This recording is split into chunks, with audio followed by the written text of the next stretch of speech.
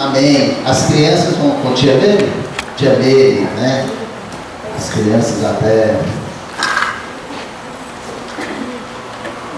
Isso, vai lá, pode ir lá, crianças. Amém? Irmãos, nós queremos agradecer cada um que está nos visitando. Eu quero dar um espaço aqui para o irmão João, pastor João. Joãozinho, nós já temos mais de décadas andando juntos, quase duas, né? E Joãozinho, ele passou por alguns apuros, as tribulações esses últimos 2 anos. Ele é funcionário do banco, não é isso? Ele vai contar um pouco a história. Foi gerenciar algumas agências e aconteceu alguns atropelos. Então, eu falei, nós estivemos orando por eles, né? Ele, a Flávia, vai falar um pouco da família, apresentar. E agora nós queremos ouvir o testemunho dele para glorificar o nome do Senhor. Amém?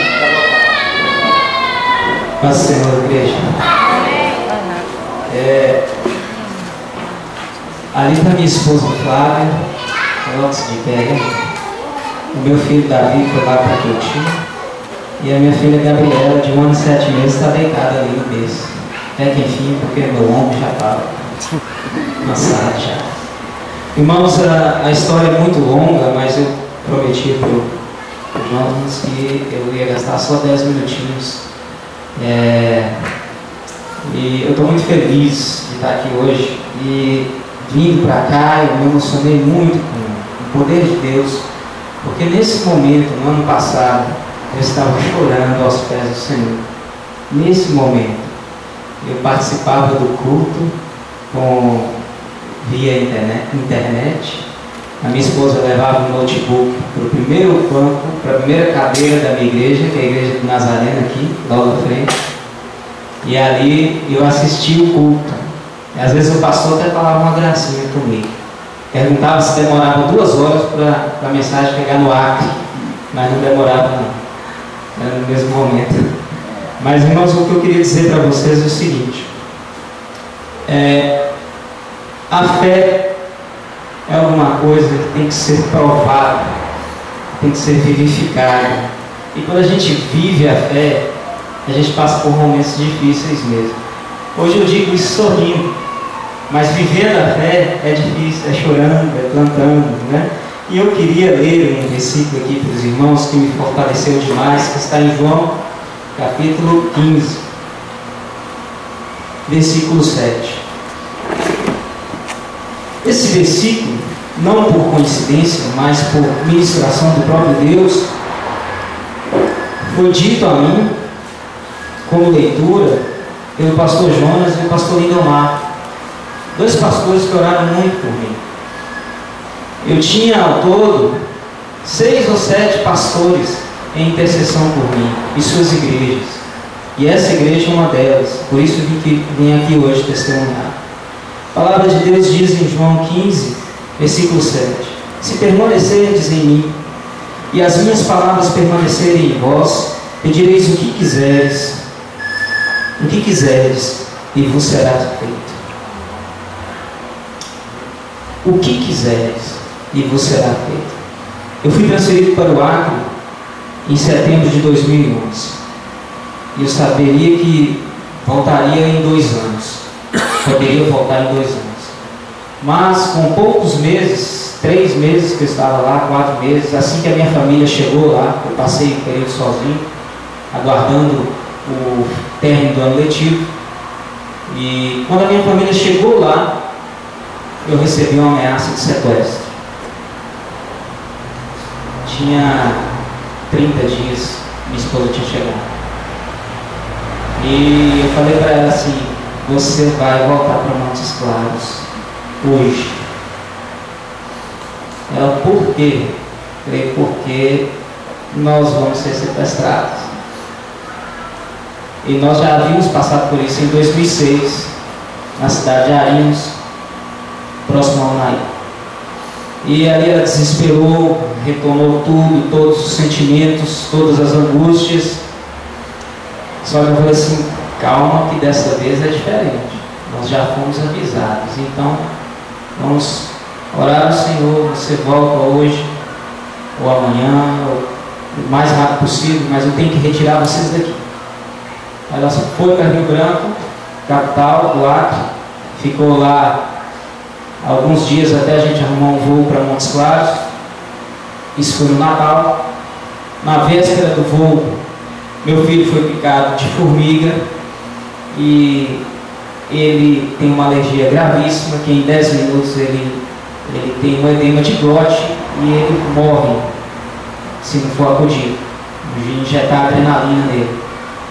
E naquele dia o Senhor tinha providenciado que chegasse dos Estados Unidos a injeção naquele dia, naquela tarde.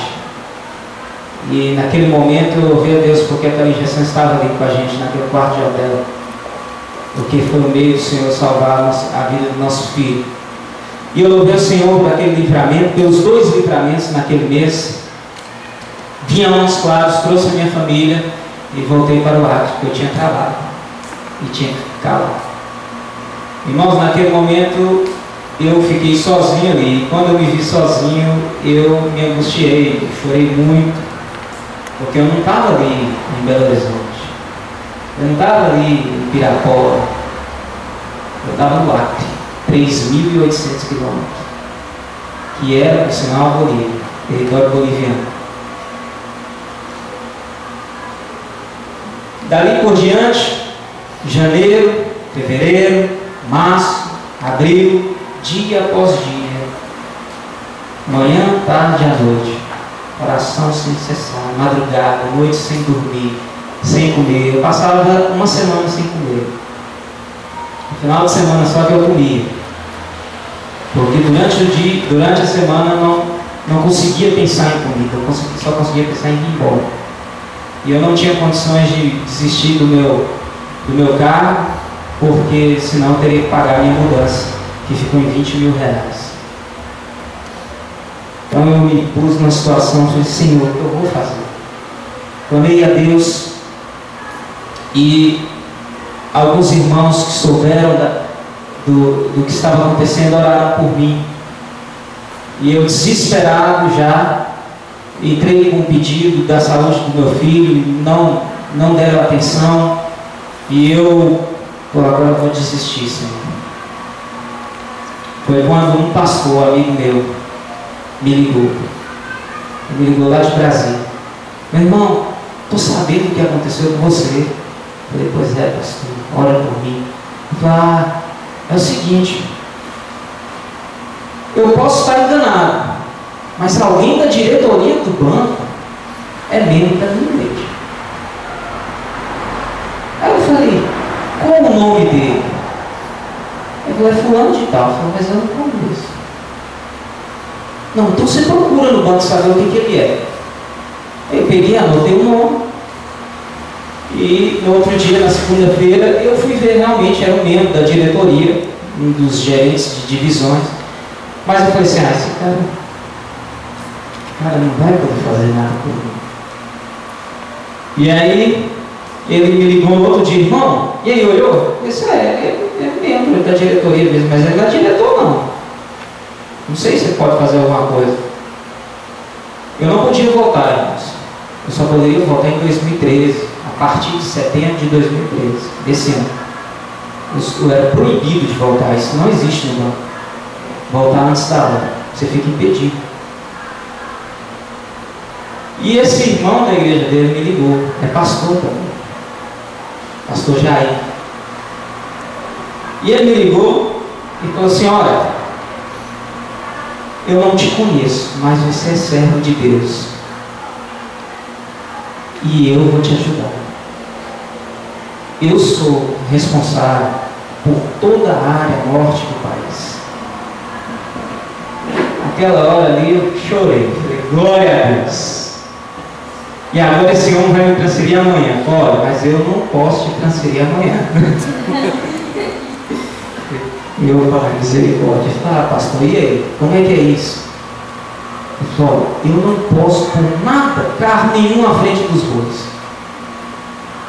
Mas você vai fazer assim, assim, assim, assim, assim, até o dia que chegar na minha mesa. Quando chegar na minha mesa, você pode ter certeza que eu assino embaixo. Foi amém. Tentei fazer os passos, toda hora um entrave, ninguém me ajudava, o superintendente não me ajudava, ninguém me ajudava. E eu ligava para ele, não vou desistir. Porque naquele período eu estava lendo novamente sobre a história do rei Davi. E ao perceber nas orações de Davi, eu vi que Davi orava pela destruição dos seus inimigos. Davi queria um lugar de rei. Davi queria um lugar de destaque. Davi não se esqueceu de se humilhar perante o Senhor, mas ele queria um lugar de destaque. E eu aprendi naquele momento que eu não poderia desistir, mesmo considerando impossível, mesmo considerando que existia a regra, eu não poderia voltar. Bem, foram 4 meses de luta, um bate e volta dentro desse banco que eu nunca vi igual, nunca vi história igual. É para testemunho mesmo. Não existia possibilidade. Eu entrei com um pedido da saúde do meu filho, a questão da alergia grave, e o gerente da gestão de pessoas me ligou e falou assim: olha, você só tem uma chance. Eu falei, então eu vou tentar nessa uma chance. Ele, qual que é? Ele falou, só se um vice-diretor do banco assinar. Aí eu falei, tá, e quais são as possibilidades? Ele falou, isso nunca aconteceu. Não existe isso escrito, isso nunca aconteceu. E se acontecer para você, vai abrir precedentes. Eu falei assim, como eu faço isso? Desse jeito aí que você está fazendo mesmo. Eu falei, tá bom. Mas e por que ele não chega nele? Aí ele falou, não sei. Eu falei, então vou por outros caminhos. E um dia eu liguei para o diretor de pessoas, já tinha ouvido uma palestra dele, vi que ele era um homem bom, expliquei a situação. Isso era num sábado, eu estava já impedido de vir, já tinha sofrido um processo administrativo lá, onde todos os gerentes do Acre sofreram por um erro de um superintendente. Então já era mais um impedimento para mim. E no sábado eu mandei um e-mail, porque eles não atendem celular de desconhecido, né? De enxerido primeiro. Mandei um e-mail, expliquei a história toda e falei assim, eu estou aguardando você dar a resposta amanhã. Isso era sábado. E ele no mesmo sábado me respondeu, fique tranquilo que na segunda já está tudo resolvido. Irmãos, para a glória de Deus, na segunda-feira eu estava desimpedido. O superintendente de Montes Claros, que não me conhecia, que achou graça em meus olhos, nunca tinha me visto, falou assim, nós vamos te trazer de volta. Nós temos que te trazer de volta, você não vai ficar aí não. Eu não conhecia o homem. Então eu percebi, com poucos dias eu estava já nomeado para voltar para Água Boa, município ao lado de Capelinha, 45 quilômetros de Capelinha. Isso foi no mês de abril, no mês de maio, perdão, no mês de junho eu já estava aqui. E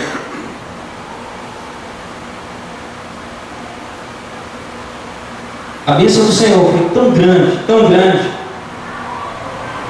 que os meus colegas de trabalho aqui de Montes Claros falaram assim comigo, chorando, isso que aconteceu com você é um milagre, porque isso não existe. Não existe, irmãos. Tem um Montes Clarense lá no Acre, há 2 anos e meio, tentando voltar. Quando eu fiquei sabendo que ele estava 2 anos e meio tentando voltar, e eu apenas meses, eu falei, Senhor, podia ser irmão de igreja, mas não queria o meu lugar. Eu ia lutar pelo meu lugar. Eu ia batalhar pelo meu lugar. E em oração incessante, Deus abriu as portas. Enquanto isso, todos os meus amigos, principalmente pastores, em intercessão por mim, pela minha família, a minha esposa em intercessão, amigos chorando comigo. Quantas vezes eu vim aqui e graças a Deus eu pude vir, eu tinha que vir visitar minha família. Eu viajava um dia entre escala e conexões, eu viajava um dia, ao todo 5 horas voando. Eu viajava um dia para passar um dia aqui, depois eu voltava no outro dia, passava um dia aqui só para ver meu filho, minha filha, que eu tinha deixado aqui com 3 meses.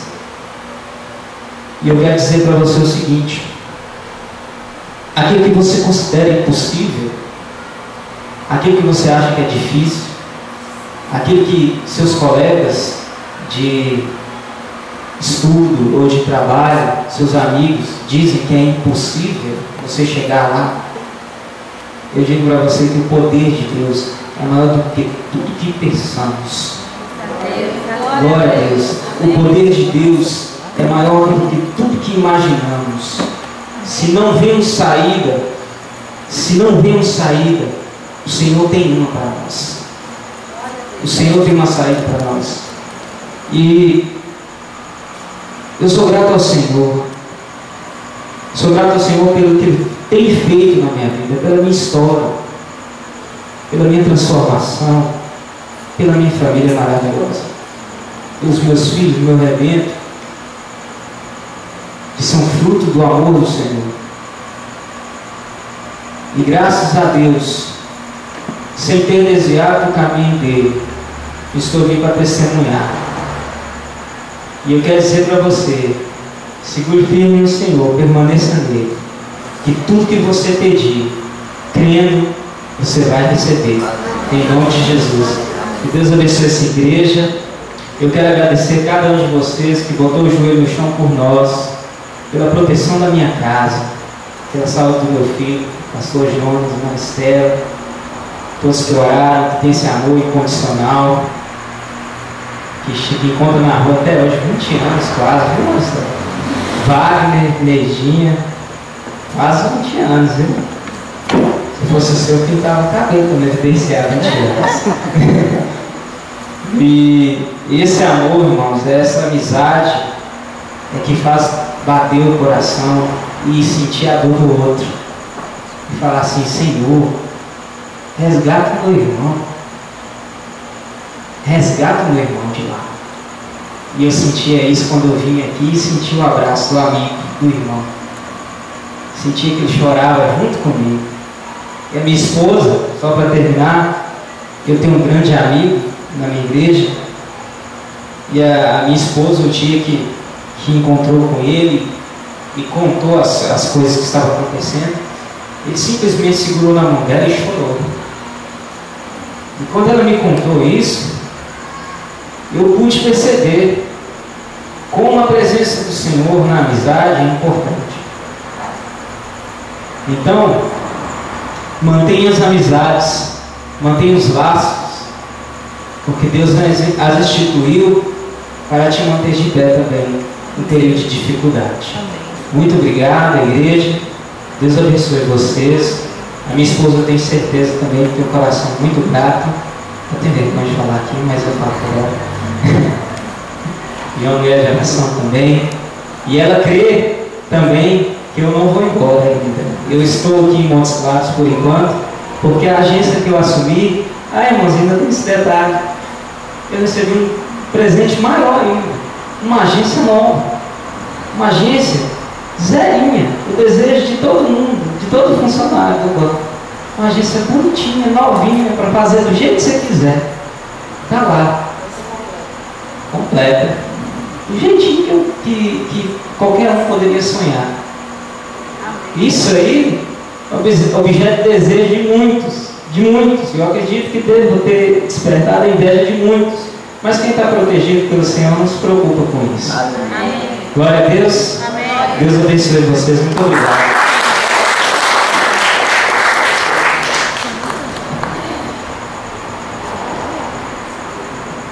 Que bom, irmãos. Interessante, nós tínhamos marcado esse testemunho para o domingo passado. E hoje eu quero falar um tema exatamente sobre isso. Né? Não desista dos seus sonhos. Eu vou ser o mais rápido possível aqui. E quero convidar você a abrir sua Bíblia em 1 Samuel, capítulo 1. Que nos fala assim. 1 Samuel, capítulo 1, versículo 1 em diante, fala assim, ó. Houve um homem de Ramataim, Zofim, da região montanhosa de Efraim, cujo nome era Elcana, filho de Jeroão, filho de Eliú, filho de Tol, filho de Zuf, Efraimita. Vamos lá aí pro filho, Pedro. Zuf. Tinha ele duas mulheres, uma se chamava Ana e outra Penina. Penina tinha filhos, Ana, porém, não os tinha. Este homem subia da sua cidade de ano em ano a adorar e sacrificar ao Senhor dos Exércitos em Siló. Estavam ali os dois filhos de Eli, Hofni e Finéias, como sacerdotes do Senhor. No dia em que Elcana oferecia o seu sacrifício, dava a ele porções, desde a Penina, sua mulher, e a todos os seus filhos e filhas. A Ana, porém, dava porção dupla, porque ele a amava, ainda mesmo que o Senhor a houvesse deixado estéril. A sua rival a provocava excessivamente para a irritar, porquanto o Senhor lhe havia cerrado a madre. E assim o fazia ele de ano em ano, e todas as vezes que ela subia à casa do Senhor, a outra irritava, pelo que chorava e não comia. Então Elcana, seu marido, lhe disse: Ana, por que choras? E por que não comes? E por que está de coração triste? Não te sou eu melhor que 10 filhos? Após terem comido e bebido em Siló, estando ele, o sacerdote, assentado numa cadeira junto a um pilar do templo do Senhor, levantou-se Ana e, com a amargura de alma, orou ao Senhor e chorou abundantemente, e fez um voto dizendo: Senhor dos exércitos, se benignamente atentares para a aflição da tua serva, e de mim te lembrares, e da tua serva te não esqueceres, e lhes deres um filho varão, ao Senhor darei por todos os dias da sua vida, e sobre a sua cabeça não passará navalha. Demorando-se ela no orar perante o Senhor, passou ele a observar o movimento dos lábios, porquanto Ana só no coração falava, seus lábios se moviam, porém não se lhe ouvia voz nenhuma. Por isso ele a teve por embriagada, e lhe disse: até quando estarás tu embriagada? Aparta-te este vinho.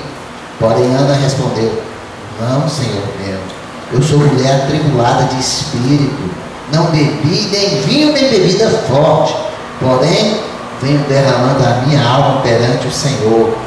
Não tenhas, pois, a tua serva por filha de Belial, porque pelo excesso da minha ansiedade e da minha aflição é que tenho falado até agora.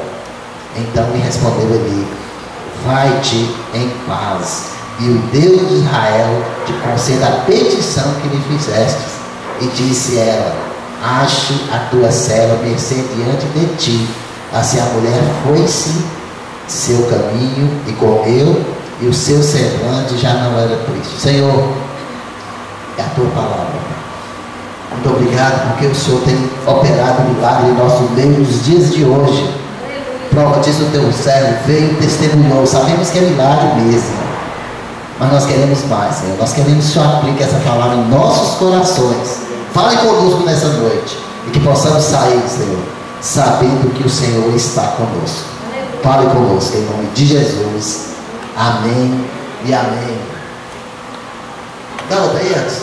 Os sonhos são como ventos. Você os sente, mas não sabe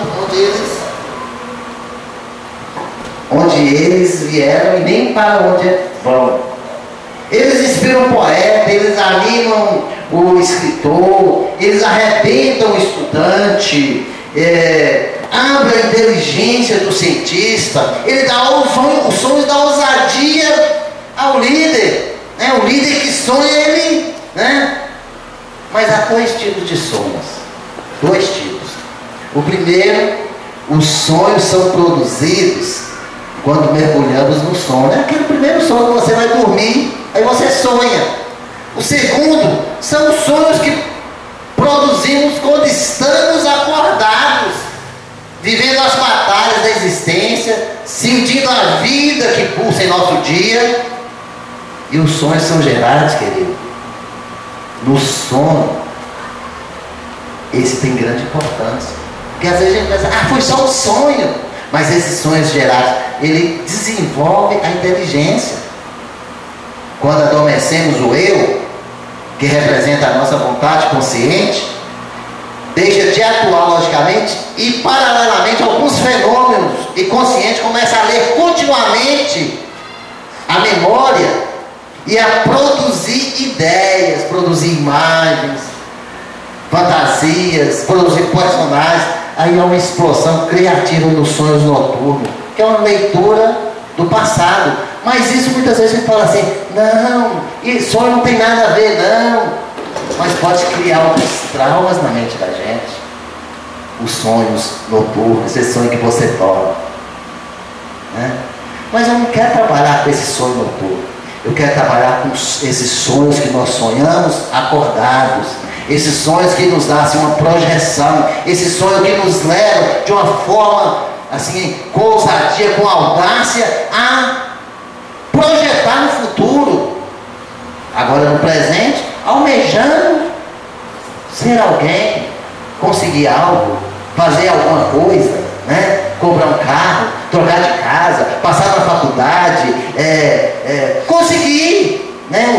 Esses sonhos que brota da nossa vontade de conquista, que nos leva a inspirações, leva a nos animar, a superar, a nos encorajar.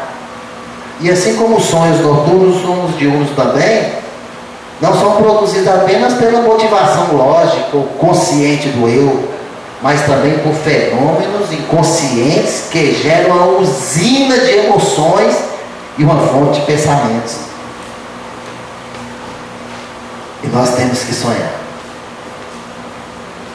Talvez nós pensamos que os sonhos não nos levam a nada e desistimos facilmente. Mas eu quero convidar você num desafio a resgatar aqueles sonhos que muitas vezes já estão no arquivo morto da sua página, daquela história apagada. Eu quero encorajar você a abrir esses arquivos da sua memória e trazer a lume, como nós cantamos, trazer à memória aquilo que nos traz esperança. Eu creio que Deus, dos impossíveis, Ele pode ressuscitar sonhos.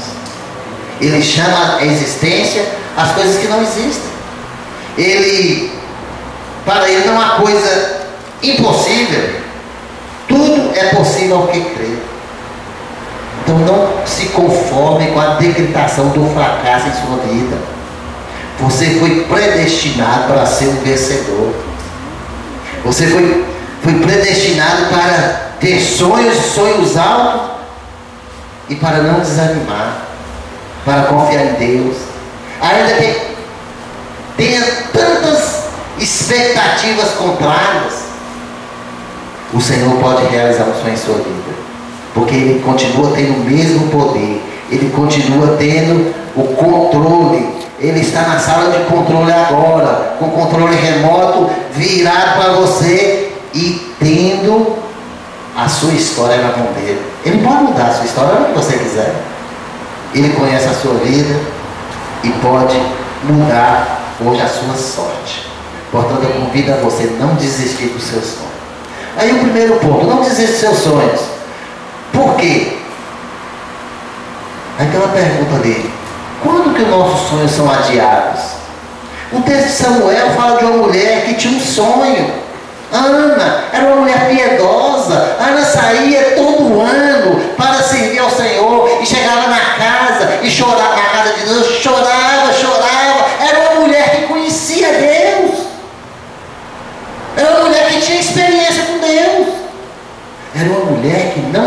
desistia dos seus sonhos, que a cada ano ela chegava e não desistia, estava ali. E ela era estéril. Havia um vazio na vida de Ana. Ana não tinha filhos. Seu grande projeto de vida, seu grande sonho era ter um filho. Sonho legítimo, sonho puro, sonho digno. Ela queria ser mãe. E interessante que na cultura judaica, a esterilidade era uma maldição, era uma vergonha. Poderia dizer, era uma desgraça ser estéril em Israel. Está fora da graça. E por causa disso, Ana teve tristeza e depressão. Ela chorava copiosamente, o semblante dela caía, ela não conseguia, a Bíblia fala que ela não conseguia comer. A sua dor é tão profunda que as palavras já não brotavam mais nos seus lábios. Ela falava só movimentando, só conseguia balbuciar, gemidos diante de Deus. E não obstante a sua angústia, Ana não entregou os pontos, não se conformou passivamente com aquela situação. Ela reagiu, ela lutou pelo seu sonho. Mas por que Ana era estéril? Por que será que Ana era estéril? Porque seu sonho de ser mãe estava dia a dia sendo adiado. Porque foi vítima por uma doença incurável que carregava um profundo peso social na vida dela. Por que isso? Eu quero dizer para você, querida, a doença de Ana não era provocada por um pecado. Então, e também não se originava de alguma maldição hereditária, nem muito menos de uma ação satânica. Olha só o versículo 5 fala assim: é claro, os versículos 5 é claro em afirmar que Deus a deixou estéril. Quem deixou estéril? Deus. O Senhor cerrou a sua madre. Olha só o versículo 6. Muitos hoje pensam equivocadamente que toda doença tem procedência maligna. Muitos pensam que nesse é o ensino das Escrituras. Neste caso aqui, irmãos, o agente da doença de Ana era o próprio Deus. Deus mesmo a fez estéril. Deus mesmo adiou o seu sonho. A mão de Deus está presente como protagonista nessa história de Ana, de dor, de lágrimas, de depressão. Mas por quê? É um grande mistério entender como e por que os nossos sonhos legítimos são adiados. Talvez você tenha um sonho e fale assim: pastor, eu sou dizimista, eu faço isso, pastor, eu sou servo do Senhor, pastor, até corri, pulei, gritei, cantei ali, louvei o Senhor. Como é que é isso, pastor? Não chega. Por que os nossos sonhos são adiados? Por que seu sonho é adiado? Primeiro ponto, por quê? A questão é porque Deus adia a realização do nosso sonho. Por quê? Primeiro, para que compreendamos que o Deus das bênçãos é melhor do que as bênçãos de Deus. Gente, isso é interessante. Sabe por quê? Porque muitas vezes nós ficamos procurando um Deus da bênção. Oh, Deus abençoador, mas como é Deus é bom, mas como é isso? Só ficamos procurando o Deus da bênção, as bênçãos do Deus, esquecendo que o Deus da bênção é muito melhor. Você tem que ter experiência com Deus e não com as bênçãos de Deus. Nós temos que ter essa experiência com Deus de tal forma que nós possamos entender que os problemas nos aproximam de Deus. É no vale que nós olhamos com mais intensidade para as alturas. É na crise que recorremos com mais pressa a Deus. Quando os nossos sonhos não são realizados, nós temos necessidade de buscar a Deus. É nessas horas que aprendemos a profunda lição que Deus adia os nossos sonhos para que o coloquemos em primeiro lugar na nossa vida. Ah, não, Deus é em primeiro lugar, não é a bênção de Deus. A intimidade de Deus é a maior necessidade da nossa vida. E estar com Deus é a maior prioridade da nossa agenda. Os problemas não vêm para nos afastar de Deus, queridos, mas para nos levar à presença divina. Eles não são permitidos ou mandados por Deus para nos destruir, mas para gerar em nós a dependência do Altíssimo. Então nós temos que entender isso. Nós temos que entender que quando os nossos recursos se esgotam, e quando nós conhecemos ao Jeová Jireh, o Deus provedor, aí nós vamos entender que ter o Deus abençoador é muito melhor que receber as bênçãos de Deus. Você lembra aqueles 10 homens, aqueles 10 servos? Os 9 foram embora. Recebeu a bênção do Senhor e foram embora. Só um voltou. Sonhos realizados, desejos não satisfeitos, via de regra, nos leva à presença de Deus. Nos leva. O sofrimento não é o fim em si mesmo, não é o fim em si mesmo. Ele é pedagógico. Ele tem um propósito definido. Romanos, Paulo fala muito bem isso, sobre as tribulações. As tribulações produzem paciência, e a paciência deságua numa profunda experiência com Deus. Quando nós estamos falando na célula, eu falei, gente, o problema é o seguinte, é que a nossa ansiedade é maior. Você já reparou? Eu estou com fome, é para agora. Não, moço, vamos cozinhar arroz, vamos... Não, eu quero fast food, eu quero agora. A nossa ansiedade. Nós queremos as bênçãos. Agora, para você ter experiência com o Senhor das bênçãos, você tem que passar por crises, por vales, por situações adversas. Por isso que precisamos compreender que o Deus da bênção é melhor do que as bênçãos de Deus. Essa é a visão nossa, bíblica. Ele é melhor do que as suas bênçãos. A maior necessidade não é de coisas, é de Deus. Segunda questão, por que Deus adia a realização dos nossos sonhos?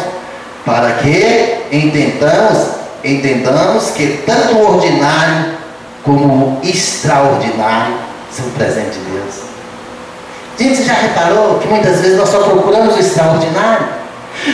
Gente, se cair um avião com 10 milhões de dólares aqui, olha só que o impossível que nós queremos, vai trabalhar, moço, vai estudar, vai buscar força, vai envolver. Nós só queremos viver no extraordinário.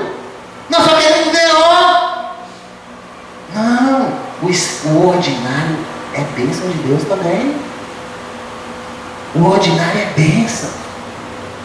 Og Mandino, quem já ouviu falar de Og Mandino aqui? Og Mandino é um escritor assim, eu gosto de ler ele, sabe? E ele escreveu o seguinte, escreveu uma coisa chique, ele falou o seguinte, você quer entender o ordinário na sua vida, que Deus trabalha? Pega um jornal e começa a ler o jornal, mas não começa a ler o jornal pelo lado político, não, você pode ficar depressivo, porque esses políticos hoje não tem esse... Não começa a ler também pelo lado social, não, porque no lado social você pode ver uma amiga sua e gostar e falar assim, puxa vida, eu queria dar no lugar dela, olha que vestido, mas não começa a ler pelo lado esportivo também não, porque talvez seu time perdeu, não foi campeão, você fica chateado. Ele fala, sabe para quê? Nós começarmos a ler pela lista de óbitos. Eu fiquei impressionado com isso, falei, bem, pela lista de óbitos, pelos que morreram, aí você começa a ler, você vai lendo, aí você descobre, meu nome não está aqui não, que maravilha, eu estou vivo. Chique, gente, ordinário. Começa pelo ordinário, moço. Você só quer saber de coisas maravilhosas, grandes demais, coisas estupendas, aquilo que... Não, nós temos que compreender que tanto o ordinário como o extraordinário é bênção de Deus. É bênção, moço, para com isso. Não fica só no extraordinário, não. Quando Samuel nasceu, Ana viu o milagre de Deus. E ela sabia que a sua gravidez não havia sido normal. Samuel era fruto de uma intervenção sobrenatural e extraordinária de Deus. Ana sabia disso. Precisamos ter claro em nossa mente que o ordinário e o extraordinário é bênção. O fato de estarmos vivos é um milagre, é uma providência divina. Corremos o risco de achar que o que somos e temos é fruto da nossa inteligência, do nosso esforço, do nosso trabalho. Não, pastor, eu trabalhei tanto. Eu tenho 27 anos de trabalho, estou quase aposentando. E tudo que eu tenho aqui, pastor, é do meu braço. Irmão? Que maravilha. Aí nós deixamos de tributar a glória a Deus, porque quem te deu vida para você acordar de manhã cedo para ir trabalhar? Quem te deu força? Quem te deu sabedoria para você passar, Dom John? Quem te deu esse vigor físico para você aguentar os bates? Nós temos que entender que o ordinário e o extraordinário é bênção, moço. Nós temos que entender isso, não podemos fugir. Ana entendeu, Ana se apresentou. Olha só o versículo 27, ela diz assim: por esse menino eu orava, e o Senhor me concedeu a petição que eu lhe fizera. Por esse menino. Versículo 27, lá na frente, ela já sabe disso, ó. Eu já orava por isso. Foi Deus que me deu Samuel. Foi Deus. Tem um versículo muito conhecido aqui pela igreja, e que eu tenho trabalhado esse versículo desde 2007. João 3, 27. Você sabe onde é? Diga lá. João 3, 27. O homem não pode receber coisa alguma se do céu não lhe for dado. Não podemos esquecer isso. Se você chegou a algum ponto, a algum lugar, foi Deus que o livrou. Não é só o extraordinário não, queridos. O ordinário mesmo. Você passou, trabalhou, estudou, conseguiu, chegou. Foi sua força? Glória a Deus. Não tira a glória de Deus isso aqui. Mas tá, a questão é, por que Deus adia a realização dos nossos sonhos? Terceiro, para que tenhamos a disposição de consagrar a Deus o melhor que nós temos. Olha o que Ana falou: Senhor, estou aqui, eu quero um filho, mas ó Senhor, se eu receber esse filho varão que o Senhor me der, o Senhor pode ter certeza que não vai passar navalha na cabeça dele, e quando ele tiver a idade, ele vai voltar para o Senhor, ele vai voltar para a tua casa. Ela levou Samuel à casa de Deus, dedicou ao Senhor todos os anos da vida de Daniel. Não fosse o entendimento de que tudo é de Deus, vem de Deus e deve ser consagrado de volta a Deus, Samuel teria sido o centro da vida de Ana. Não fosse essa visão de Ana, Samuel teria sido o Deus dela, a razão de sua vida. Muitos transformam as bênçãos de Deus em ídolos. Gente, eu tenho contado muito aqui nessa igreja sobre algumas pessoas que pedem a Deus e depois transformam aquela bênção de Deus em ídolo. Eu falei de uma mulher, nós trabalhamos com mulher, essa mulher converteu, né? Aceitou Jesus, foi para a igreja, e de repente a filha dela não queria ir para a igreja. Eu falei: mulher, cuidado quem tem sido seu Deus. Logo depois a filha adoeceu, mesmo conheceu esse caso, você lembra? Lá na terceira hora, Maria Augusta adoeceu. Essa filha adoeceu, morreu, porque a mulher parou de ir para a igreja para ficar com a filha. A menina morreu, não sei de quê. Não coloque seu filho no lugar de Deus, não. Não coloque a sua casa no lugar de Deus, não. Deus é Deus. Nós temos que entender que a disposição de consagrar a Deus é o melhor que nós temos. Seu filho, meu filho é de Deus. Meus filhos são de Deus. Ah, você tem um carro? Não, meu carro é de Deus. Tudo meu é de Deus, tudo seu é de Deus, querido. Nós temos que entender isso. Deus é o nosso Senhor, né? Temos que consagrar a Deus tudo o que temos. Tem pessoas que fazem do dinheiro um ídolo, vivem como escravo de Mamon, vivem para ele, e o pior é que morre para ele também. Quantos pais têm coragem de consagrar seus filhos ao Senhor? Essa extraordinária mulher compreendeu que o sentido maior da sua vida e da vida do seu filho era realizar os sonhos de Deus. Nós não podemos esquecer isso, meu. Não podemos esquecer. Você tem dado o seu melhor para Deus? Deus não quer que você transforme num ídolo a bênção dada por Ele. Estou certo que Deus adia os nossos sonhos para que possamos fazer o voto de Ana. Por esse menino eu orava, e eu trago como devolvido ao Senhor. O que você precisa devolver a Deus, querido? Pensa em o que eu preciso devolver a Deus. A questão é, por que Deus adia a realização dos nossos sonhos? 4, para que reconheçamos que os sonhos de Deus são maiores que os nossos sonhos. Sabe o que Ana sonhava? Ana sonhava em ter um filho. É bonito, né? Um sonho aparentemente nobre, puro, digno. Um sonho de toda mulher. Casou, quer ter um filho. Pequeno demais. Pequeno demais. Sabe o que Deus sonhava? Porque reconhecendo o sonho de Deus é nobre. Eu vou te dar um filho. Mas não vai ser um filho, não. Vai ser o maior profeta que Israel já viu. Vai ser o que vai consagrar o primeiro rei de Israel. Vai ser o que vai consagrar Davi. Vai ser o que transformará a igreja de Israel. Uma igreja que estava falida, onde tinha o Filipe Finéia que fazia bagunça e prostituía em cima do templo. Seu filho vai ser diferente. Por isso que eu estou demorando, Ana. E muitas vezes nós queremos pressa. Muitas vezes nós queremos a rapidez. Eu estou com vontade, tem que ser agora. Você tem sonhos pequenos demais.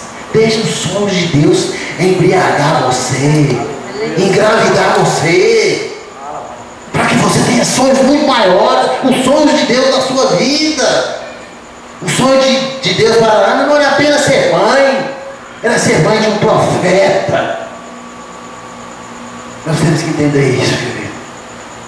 Nós temos que entender que Deus tem sonhos maiores. Os sonhos de Deus são sempre melhores e maiores do que os nossos. Importa que os sonhos de Deus e não os nossos sejam realizados, porque os sonhos de Deus são perfeitos. Jamais se perde nas curvas do caminho, jamais se transforma em pesadelos.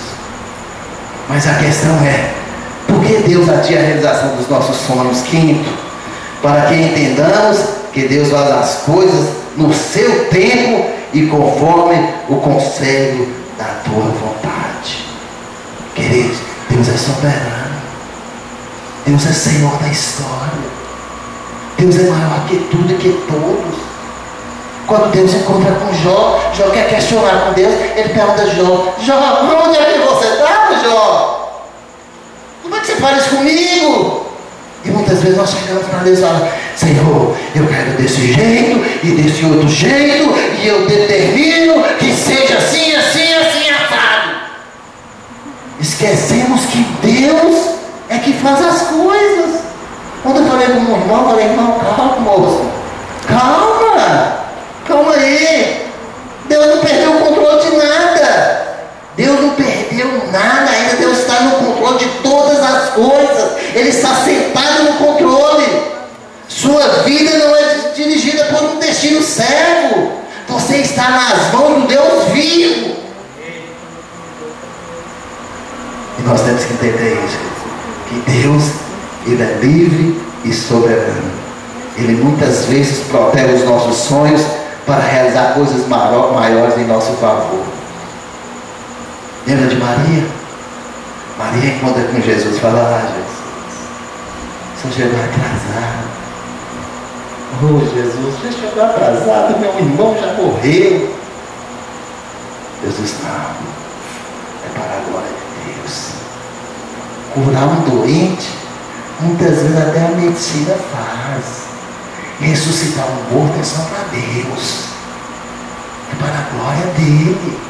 Olha só, gente, nós ficamos a boca aberta, porque não tem jeito agora a palavra da abasbacado, né? Quero falar abasbacado. Nós ficamos abasbacados, porque nós não entendemos os projetos de Deus e queremos resolver no nosso modo, no nosso tempo, na nossa hora. Esquecemos que o tempo de Deus é o Kairos todo eterno e o nosso é um Cronos, onde há limitação, onde nós não temos o controle. Os minutos passam. Deus não. Opa, passou a hora, volta o tempo aí, ó. Quero começar de novo. Sem mudar nada. Não vamos adiantar agora, porque e Deus faz do jeito que Ele apraz. Nós temos que entender que Deus faz todas as coisas no seu tempo, conforme o seu conselho e a sua vontade. Não é verdade? Ana compreendeu que a glória de Deus deve ser proclamada não só quando Ele dá a vida e exalta, mas também quando Ele tira a vida e rebaixa. Talvez os médicos de Ramá já tivessem dado o último diagnóstico para Ana. Olha, sua doença é incurável, não tem jeito para você, né? A própria família deve dizer, conforma-se com sua situação, é irreversível. Mas Ana continuou crendo no Deus do impossível. Ela não desistiu dos seus sonhos, mesmo em várias impossibilidades humanas. Ela creu e Deus fez um milagre. O tempo dos milagres não cessou, querido. Deus não encolheu sua mão. Ele pode tudo quando Ele quer. E quando Ele age, ninguém pode pará-lo. Os médicos podem dar um diagnóstico para você, ela não há cura. Não, Joãozinho, não tem jeito de você cuidar para ele. É impossível. Impossível. E se acontecer isso, em 100 anos de Banco do Brasil, ia abrir um precedente enorme, não é impossível. Mas ele creu.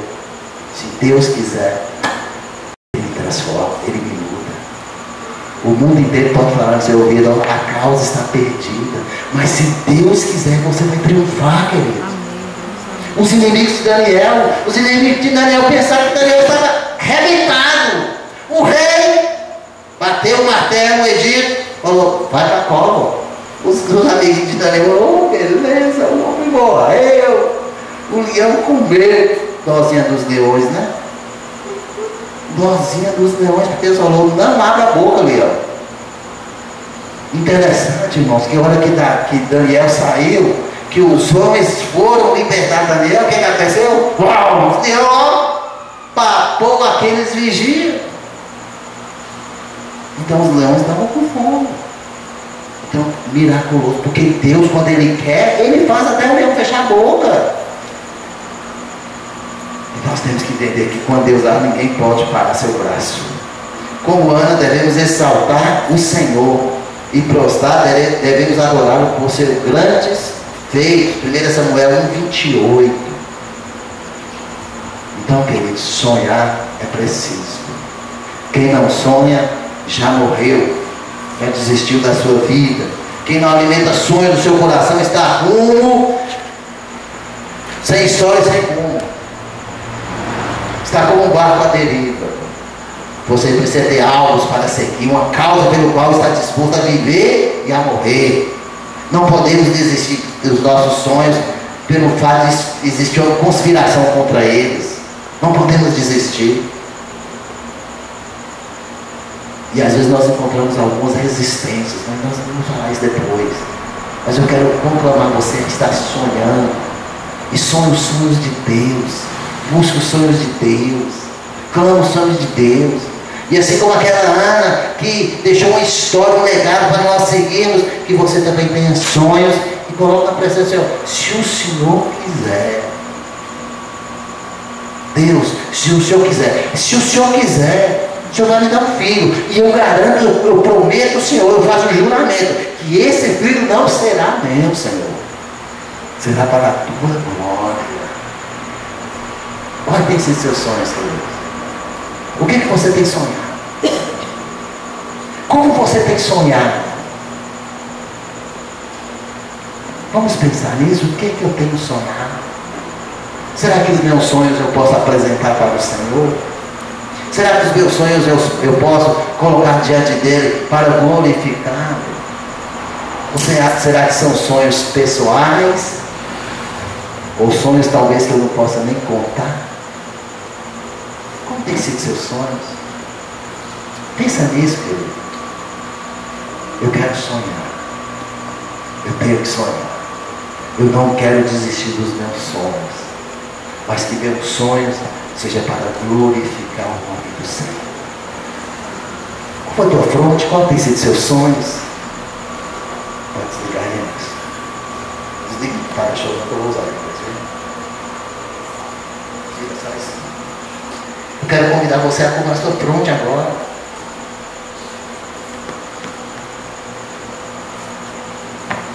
Talvez seus sonhos, querido, são sonhos pequenos.